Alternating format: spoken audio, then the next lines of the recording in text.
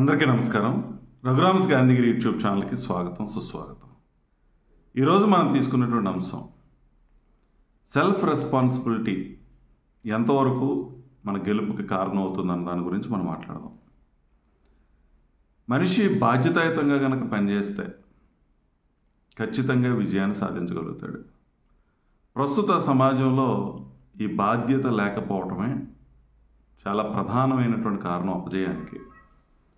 ఏ మనిషి అయినా ఉన్నతమైనటువంటి స్థితికి వెళ్ళాలి అని అంటే తను నమ్మినటువంటి సిద్ధాంతానికి లేదా తను నమ్మినటువంటి పనిని, తను ఇష్టపడుతున్నటువంటి పనిని, లేదు కొన్ని సందర్భాలలో ఇష్టం లేకుండా మన జీవనాధారం కోసం సంపాదించినటువంటి ఒక ఉద్యోగాన్ని కానీ, ప్రారంభించినటువంటి ఒక వ్యాపకాన్ని కానీ దేన్నైనా సరే ఖచ్చితంగా ఇష్టపడి బాధ్యత తీసుకుంటేనే ఆ మనిషి విజయాన్ని సాధించగలుగుతాడు.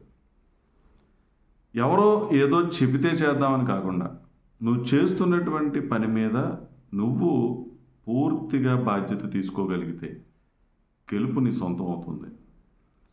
అది ఇక్కడ కావాల్సింది ఏంటంటే నువ్వు ఎప్పుడు కూడా యాక్టివ్గా ఉండటం, అన్నిటికంటే ముఖ్యమైనది సెల్ఫ్ కాన్ఫిడెన్స్తో ఉండటం. చాలామంది అదృష్టాల మీద దురదృష్టాల మీద ఆధారపడుతూ ఉంటారు. ఏదైనా అనుకున్నది జరగకపోతే కలిసి రాలేదు అని అంటాం, నాకంత అదృష్టం లేదు అని అంటాం, దురదృష్టం వెంటాడుతుంది అని అంటాం. ఈ అదృష్టాలు దురదృష్టాలు అనేవి నువ్వు తీసుకున్నటువంటి బాధ్యత మీద ఆధారపడి ఉంటాయి.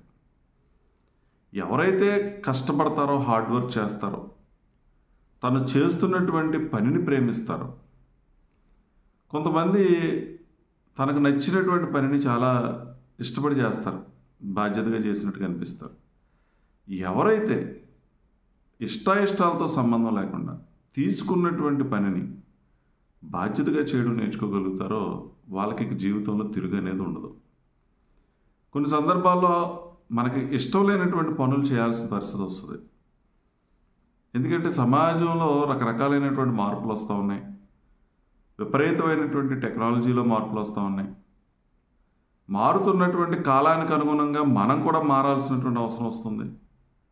అటువంటి సందర్భాలలో నీకు ఇష్టం లేనటువంటి పనిని కూడా మనం ఇష్టపడగలం అనేది నేర్చుకోగలిగితే ఇది ఎలా వస్తుంది అని అంటే నువ్వు బాధ్యత తీసుకుంటే వస్తుంది.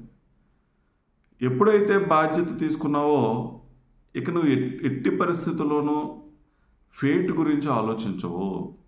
ఖచ్చితంగా విజయాన్నే మనం పొందుతాం కూడా, అందులో అనుమానం లేదు. హార్డ్ వర్క్ని మించినటువంటి సక్సెస్ ఫార్ములా మరొకటి ఏది ఉండదు. అయితే ఈ హార్డ్ వర్క్ కూడా కొంచెం స్మార్ట్గా చేయడం కూడా తెలుసుకోగలగాలి. గొడ్డులా కష్టపడుతున్నాడు, ఉపయోగం లేదని వింటాం. ఎప్పుడు పుస్తకాల దగ్గరే ఉంటాడు కానీ మార్కులు రావట్లేదని అంటాం.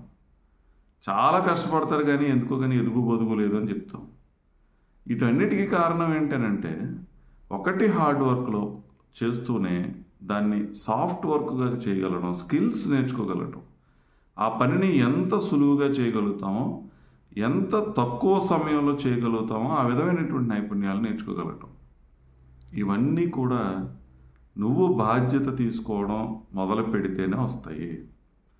ఈరోజు చాలామంది ఎదుగుదల లేకపోవడానికి కారణం, ఉన్న దగ్గరే ఉండిపోవడానికి కారణం, ప్రధానమైనటువంటి కారణం ఏంటి అని అంటే వాళ్ళు పూర్తిగా దాంట్లో ఇన్వాల్వ్ అవ్వకపోవడమే ప్రధానమైనటువంటి కారణం.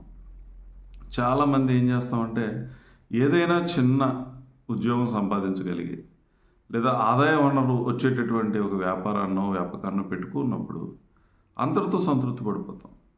పూర్తిగా దాంట్లో నిష్ణాతులు అయ్యేటటువంటి ప్రయత్నం చేయం. లేదా చాలామంది చేసేటటువంటిది అంటే మనకు వచ్చేటటువంటి ప్రతిఫలానికి ఎంతవరకు పనిచేస్తే చాలులే, నేను ఎంత కష్టపడినా సరే నాకు ఎక్కువ ప్రతిఫలం ఏమి రాదు అనేటువంటి ఆలోచనలతో పూర్తిగా వర్క్లో ఇన్వాల్వ్ అవ్వడం వాళ్ళు కూడా చాలామంది ఉంటారు. కానీ అది కరెక్ట్ కాదు. నువ్వు సెల్ఫ్ రెస్పాన్సిబిలిటీ తీసుకొని, బాధ్యతను తీసుకొని నువ్వు చేస్తున్నటువంటి ఏ పనినైనా సరే పూర్తిగా మనసు దాని మీద లగ్నం చేసి మనసు పెట్టి కనుక పని చేస్తే ఖచ్చితంగా ఆ పనిలో నువ్వు నిష్ణాతుడు అవుతావు, విజయాన్ని సాధించగలుగుతావు. ఆ పని గురించి ఎవరు తలుచుకున్నా సరే పలానా వ్యక్తి అయితే ఆ పనిని చాలా సమర్థవంతంగా చేసేవాడు చేయగలుగుతాడు. చాలామంది చెప్తూ ఉంటాం, ఈ పని వాళ్ళకి అప్పగిస్తే ఇంక అసలు మనం తిరిగి చూసుకోవాల్సిన పని లేదని చెప్తారు. అంటే అంత అందులో నిష్ణాతత సంపాదించడంతో పాటుగా బాధ్యతాయుతంగా పనిచేయడం అనేది చాలా ప్రధానమైనటువంటి లక్షణం నీలో ఉంది కాబట్టి ఆ మాట నువ్వు సంపాదించుకోగలిగావు, ఆ గౌరవం నువ్వు సంపాదించుకోగలిగావు. కాబట్టి చాలామంది ఏంటంటే చదువుతున్నాము, ఎందుకు చదువుతున్నాము అని అంటే ఉద్యోగం సంపాదించాలి కాబట్టి, ఆ సంపాదించడానికి అర్హత ఉండాలి కాబట్టి ఈ చదువు, అందుకని చదువుతున్నట్టుగా కొంతమంది. కొద్దిమంది చదువుకోవాలి కాబట్టి చదువుకుంటున్నాం అని కొంతమంది, లేదా తల్లిదండ్రులు చదివిస్తున్నారు కాబట్టి చదువుకుంటున్నాం అని కొంతమంది. ఇది విద్యార్థుల దగ్గర ఉన్నటువంటి ఆ కేటగిరీస్. కొంతమంది ఉంటారు, వాళ్ళు చదువుని జ్ఞానాన్ని సంపాదించుకోవడం కోసం చదివే వాళ్ళు ఉంటారు. ఎవరు అటువంటి వాళ్ళు? ఏదైనా ఒక సబ్జెక్ట్ చదువుతున్నాం అని అంటే టెక్స్ట్ బుక్ని చదవటం, రెఫరెన్సెస్ బుక్స్ చదవటం, ఏదో ఎగ్జామినేషన్ ఓరియంటేషన్లో కాకుండా దాని మీద పూర్తిగా నాలెడ్జ్ని సంపాదించడం కోసం చదివేటటువంటి అది కొద్దిమంది కూడా లేకపోలేదు. అటువంటి వాళ్ళు ఖచ్చితంగా ఎటువంటి ప్రశ్న వచ్చినా, ఎటువంటి సమస్య వచ్చినా దాన్ని పరిష్కరించుకోగలుగుతారు. ఎందుకని పూర్తిగా మనసుని లగ్నం చేసి వాళ్ళంతట వాళ్ళే స్వీయ బాధ్యత తీసుకున్నారు కాబట్టి, ఎవరు వాళ్ళని ఈ పని చేయమని ఇలా చదవమని ఒత్తిడి చేయట్లేదు కాబట్టి వాళ్ళు మంచి జ్ఞానాన్ని సంపాదించుకోగలుగుతారు. ఏదైనా చూడండి, నీకు నచ్చి నువ్వు బాధ్యత తీసుకున్నది, అది ఎంత కష్టమైన దాన్నైనా సరే పని పూర్తి చేయడానికి ప్రయత్నం చేస్తావు. అదే నీకు నచ్చనటువంటి పనిని అప్పగించినప్పుడు పూర్తిగా దాని మీద మనసు లగ్నం చేయవు. సామాన్యులు నచ్చిన పనిని ఎవరైనా చేయగలుగుతారు, దానికి ఏమీ గొప్ప క్వాలిటీస్ ఉండాల్సిన అవసరం లేదు. కానీ ఎవరినైతే మనం అసామాన్యులు అంటామో, గొప్ప వ్యక్తులు అంటామో, పట్టుదల కలిగినటువంటి వ్యక్తులు అంటామో, వాళ్ళు మాత్రమే అసాధ్యమైనటువంటి దాన్ని కూడా సుసాధ్యం చేసుకోవడానికి వాళ్ళు ప్రయత్నం చేస్తారు. అందుకని నువ్వు ఏది చేసినా, అది ఎంత చిన్న పనైనా ఎంత పెద్ద పనైనా, అది చదువైనా ఉద్యోగమైనా వ్యాపారమైనా వ్యాపకమైనా ఏదైనా సరే, పూర్తిగా నువ్వు ఒక పని మొదలుపెట్టావు అంటే బాధ్యత తీసుకుంటాను అనుకుంటేనే అది మొదలుపెట్టాలి. చాలా చోట్ల చాలా ఆర్గనైజేషన్స్ కూడా ఫెయిల్ అవడానికి కారణం ఏంటంటే, ఒకరు ఒక బాధ్యత మనకు అప్పగించినప్పుడు దాని మీద పూర్తిగా మనం ఇన్వాల్వ్ అవ్వకపోతే అది ఫెయిల్ అవుతుంది. నీకు అప్పగించిన తర్వాత మరొకరికి అది అప్పగించడం కుదరదు కాబట్టి మొత్తం వ్యవస్థ పాడయ్యేటటువంటి పరిస్థితి ఉంటుంది. అందుకే నువ్వు చేయవు, మరొకరిని చేసుకునేటువంటి అవకాశం కూడా ఇవ్వవు.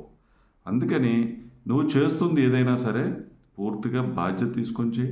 నీకు ఇష్టం లేకపోతే ఆ బాధ్యత నుంచి తప్పుకుంటే మరొకరు ఆ బాధ్యతను తీసుకునేటువంటి అవకాశం ఉంటుంది. కాబట్టి ఈ విషయాలన్నింటినీ గమనించండి. సెల్ఫ్ రెస్పాన్సిబిలిటీ మన గెలుపులో ప్రధానమైనటువంటి పాత్ర పోషిస్తుందని తెలుసుకోవాలి. నీ వ్యక్తిత్వాన్ని నువ్వు తీసుకునేటువంటి బాధ్యతను బట్టే నిర్ణయిస్తారనేటువంటి వాస్తవాన్ని కూడా గ్రహించాలి. ఒక మనిషి క్యారెక్టర్ని ఎలాగ అసెస్ చేస్తామనంటే, తను పనిని ఎంత సమర్థవంతంగా చేస్తాడు, ఎంత బాధ్యతగా తీసుకుంటాడు. నువ్వు గనక ఏదైనా ఒక పనిని బాధ్యతగా తీసుకుంటున్నావు అని అంటే నీ యొక్క లైఫ్లో దేన్నైనా సరే అలాగే తీసుకుంటావు అనేటువంటి అంచనాకి వాళ్ళు వస్తారు. అందుకని నీ క్యారెక్టర్ డెవలప్ అవ్వాలన్నా, నువ్వు క్యారెక్టర్ని బిల్డప్ చేసుకోవాలన్నా సరే సెల్ఫ్ రెస్పాన్సిబిలిటీ అనేది చూడాలి. ఎవరు నిన్ను మానిటర్ చేసినా చేయకపోయినా నీ బాధ్యతను నిర్వర్తించాలి. మనిషి యొక్క నిజమైనటువంటి క్యారెక్టర్ ఎప్పుడు బయటపడుతుంది అని అంటే, ఎవరు లేని సమయంలో నీ ప్రవర్తన ఏదైతే ఉందో అది నీ అసలైనటువంటి ఒరిజినల్ క్యారెక్టర్. అది ఎలా వస్తుంది ఏంటంటే, అది మంచిగా ఉండాలి ఏంటంటే నువ్వు సెల్ఫ్ రెస్పాన్సిబిలిటీతో ఉండి, నువ్వు ఎన్ని గంటలకు నిద్ర లేవాలనుకుంటున్నావు అన్ని గంటలకు నిద్ర లేచి, నిన్ను నిద్ర లేవమని ఎవరు చెప్పాల్సిన పని లేదు, ఎవరు ఒత్తిడి చేయాల్సిన పని లేదు. అటువంటి సందర్భంలో కూడా నువ్వు లేచేవు, చదువుకుంటున్నావు, లేచేవు, పని మొదలు పెట్టుకున్నావు అని అంటే సమయ పాలన పాటించడం. నువ్వు 10 గంటలకు వెళ్ళినా ఎవరు ఏమి అనకపోయినా, నువ్వు 9:30కి ఆ మీటింగ్కో, ఆ కాలేజీకో, లేదా నీ ఉద్యోగానికి వెళ్ళాల్సిన పరిస్థితి వస్తే కరెక్ట్గా 9:30కి నేను ఎవరు ఏమనకపోయినా, నీ శాలరీ కట్ చేయకపోయినా, ఎవరు నేను మానిటర్ చేయకపోయినా సరే నువ్వు రోజు 9:30కి వెళ్ళడం అనేది ఏదైతే ఉందో అది నువ్వు ఆ పని పట్ల నీకు ఉన్నటువంటి నిబద్ధత, నీ యొక్క బాధ్యత. అటువంటి క్యారెక్టర్ని ఎవరు నిన్ను పట్టించుకున్నా పట్టించుకోకపోయినా నీ రొటీన్ లైఫ్లో ఎక్కడ కూడా సమయాన్ని మిస్ అవ్వకుండా పనిచేయడం అనేదే ఆ సెల్ఫ్ రెస్పాన్సిబిలిటీ అంటే. అందుకని దీన్ని ఒక డిసిప్లిన్ని మనం అలవాటు చేసుకోగలిగితే నీ జీవితానికి అసలు తిరుగుండదు. కాబట్టి బాధ్యత తీసుకోవడానికి ఇష్టపడండి. అదృష్టాలు దురదృష్టాల మీద ఆధారపడకండి. అటువంటి వాళ్ళు ఎవరు మాట్లాడతారనంటే ఎవరైతే హార్డ్ వర్క్ చేయరో, ఎవరైతే పూర్తిగా ఎఫర్ట్స్ పెట్టరో, ఎవరికైతే పట్టుదల లేదో, కసి లేదో, లేదా వాళ్ళ యొక్క జీవితం మీద పూర్తిగా ఆలోచన లేదో అటువంటి వాళ్ళే ఈ అదృష్టాలు దురదృష్టాల గురించి మాట్లాడతారు.